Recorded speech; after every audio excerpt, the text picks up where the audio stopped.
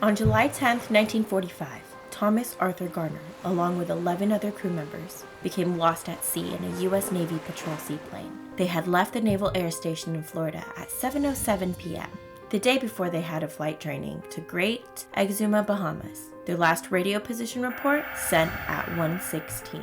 Later that same year, on December 5th, a flight group of 5 General Motors TBM Avenger torpedo bombers disappeared over the Bermuda Triangle after losing contact during a United States navigation training flight. In 1991, a pilot flying a Grumman Kruger jet communicated that he was about to descend, when suddenly the plane vanished from the radar without a trace.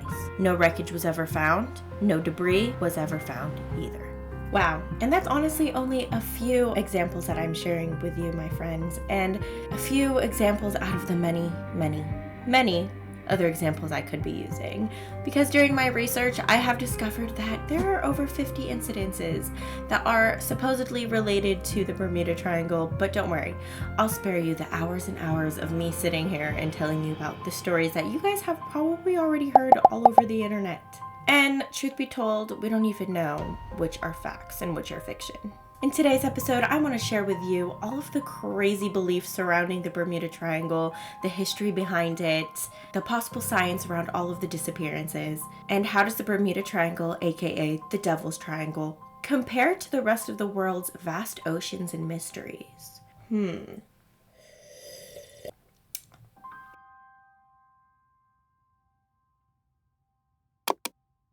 Well, hi, if you don't know me yet, I'm Big Daddy Quinn, and I am the Big Daddy in all things travel, lifestyle, and everything to fit your entertainment needs.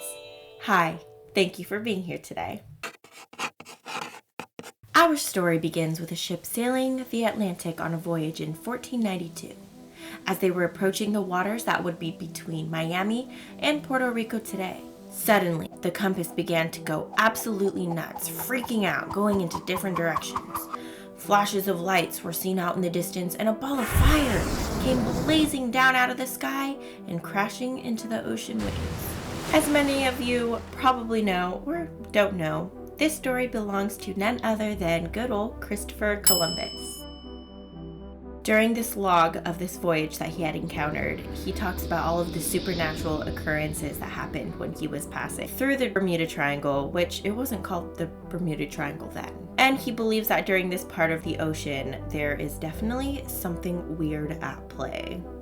The Bermuda Triangle is a loosely defined region located in the area between Florida, Bermuda, and Puerto Rico. The term Bermuda Triangle did not become popular until 1965, when a man named Vincent Gaddis spoke of it in his book called Invisible Horizons: True Mysteries of the Sea, where he talks about the spooky phenomenon that is the Bermuda Triangle, helping launching the legend that this is a scary part of the world, one where someone is sure to perish and disappear if they even so enter it.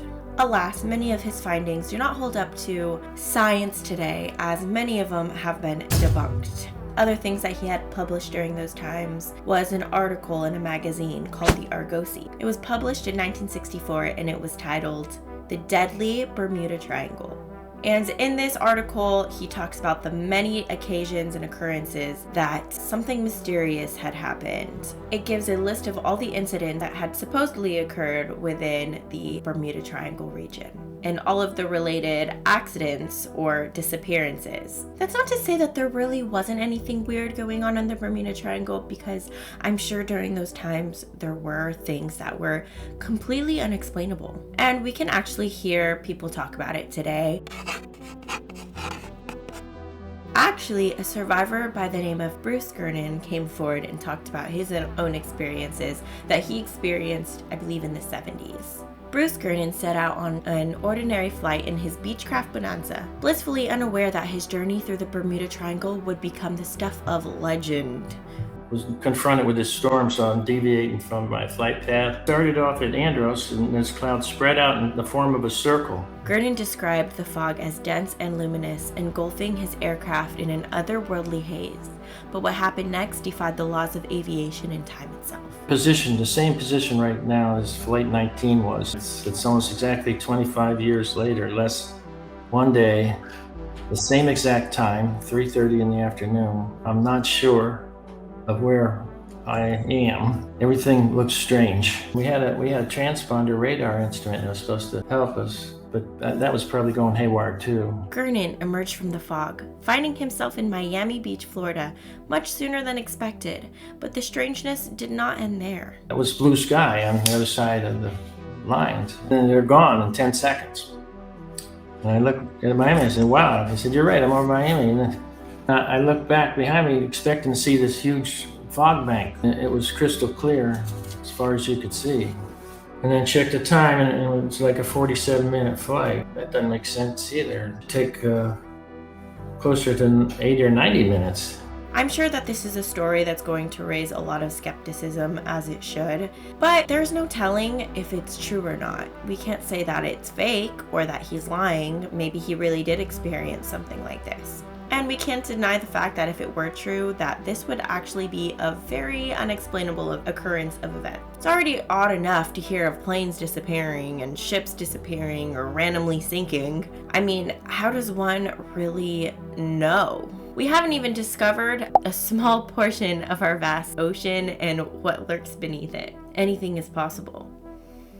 But really, some other famous stories include the USS Cyclops, the Marine Sulphur Queen, and the SS Cotopaxi. Am I saying that right? The list goes on and on about mysterious disappearances. All these stories surrounding the Bermuda Triangle have a lot in common. That includes mysterious disappearances, lack of distress calls, malfunctioning in devices, no wreckage typically found, and a sudden change in weather such as sudden storm clouds, waves, or supernatural phenomenon. But what exactly is the reason behind all of these crazy occurrences that so many people have claimed to witness? During my research, I did some digging and watched numerous other videos on this topic. What I found in a lot of Reddit posts and in the comment section were plenty of people giving their own experiences as well, even today. Those who have been on cruises or just merely flying over the Bermuda Triangle, or those who are simply just in that area. One comment states, I flew over the triangle in a KC-135 refueler.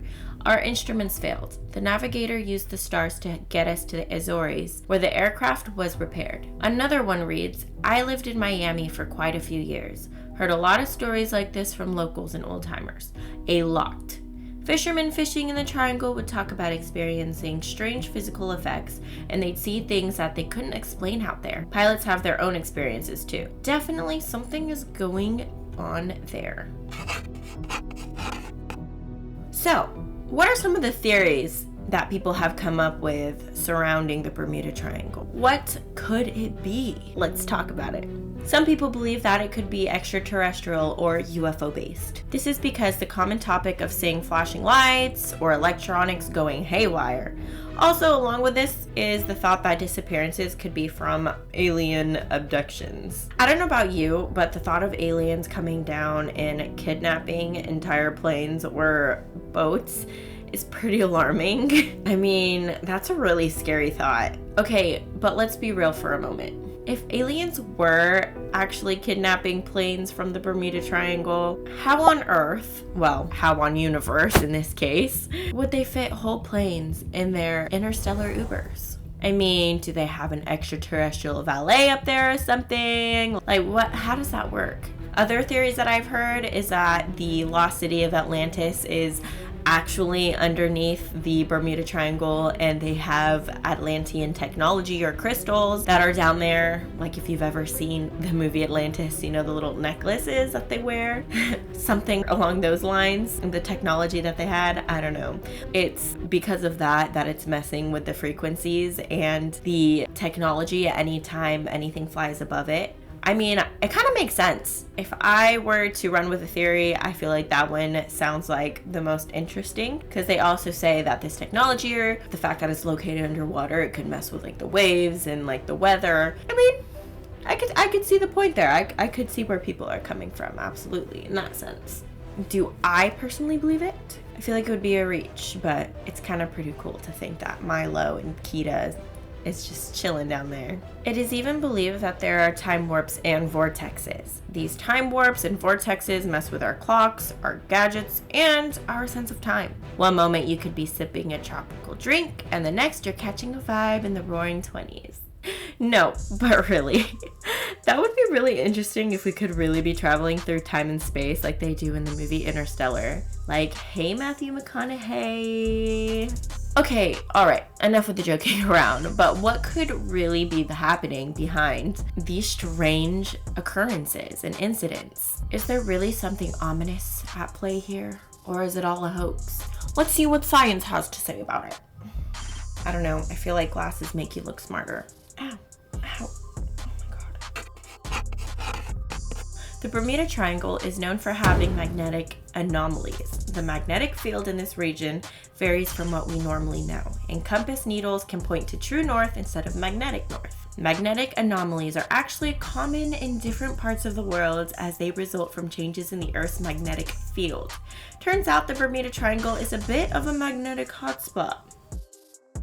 This part of the world is near the Caribbean as well as the Atlantic Ocean, which is known to have some of the craziest weather, sudden storms, and high waves. Imagine being in the middle of a sudden hurricane while you are living in the mid-1900s with the technology that they had at the time. Signals could be lost suddenly, and between the messed up magnetic field situation and the bad weather, well, there's no way to find out where you are. What about the sudden disappearances? People just can't vanish into a puff of cloud. Well, good for you that this is also explained by science. Firstly, the vastness of the ocean plays a crucial role. The Bermuda Triangle covers a pretty large area in the Atlantic, making search and recovery operations really challenging. The ocean floor is incredibly deep, and locating wreckage in such expansive and often deep waters can be a really grueling and formidable task. I mean, there are ocean currents, especially in the Atlantic, which are super powerful and can disperse debris over large distances. This dispersion, coupled with the depths of the oceans, can make it really difficult just for wreckage to stay all in one area. Therefore, it makes it really hard to find. That's not even talking about the corrosive effect salt water has on materials. There could be an explanation for a lot of things that may otherwise seem unexplainable. I mean, I get it. It sounds way more fun to think of something spooky coming to play, or hearing a ghost story can be really fun, which is why the Bermuda Triangle became so popular in the first place. People like mystery, they like the unknown. However, have you noticed that a lot of incidents haven't really come into play today? We don't really hear of planes vanishing suddenly or boats drifting into the unknown. Well, except for that one submarine that was holding all those billionaires. Yeah, well, that's a whole nother topic. The most we hear are like examples that I showed you with the Reddit post, or the comments that I see on videos regarding the Bermuda Triangle, and that's usually a mess with technology or probably a sudden change in weather, which we had already talked about. The most recent incident that I have found was actually happened in 2017, and I found this on like the Wikipedia page, because they have like a whole entire Wikipedia page of possible Bermuda Triangle incidents that have happened over the years. But would these just be coincidences? Are people trying to find something to blame for these disasters? Or did it happen solely just because they happen to be in that part of the ocean? Well, I'll tell you why we don't really hear about these things happening anymore, and that's because of technology. We have amazing technology now, and we have come such a long way. We have learned navigation systems more in depth. Instruments that are available to us are incredible. We have GPS technology that can provide real-time location data, precise mapping, and course guidance. Other technological advances include satellite communication, advanced weather prediction, and more. That leads me to another common curiosity. Are there other parts of the world that are similar to the Bermuda Triangle? Is it limited to just the Bermuda Triangle that weird things happen?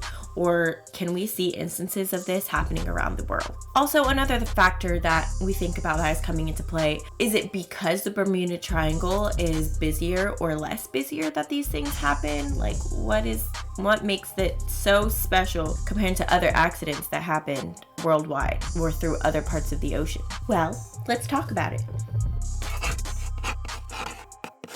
Supposedly, there's another place just like the Bermuda Triangle, but it's located in the Pacific Ocean.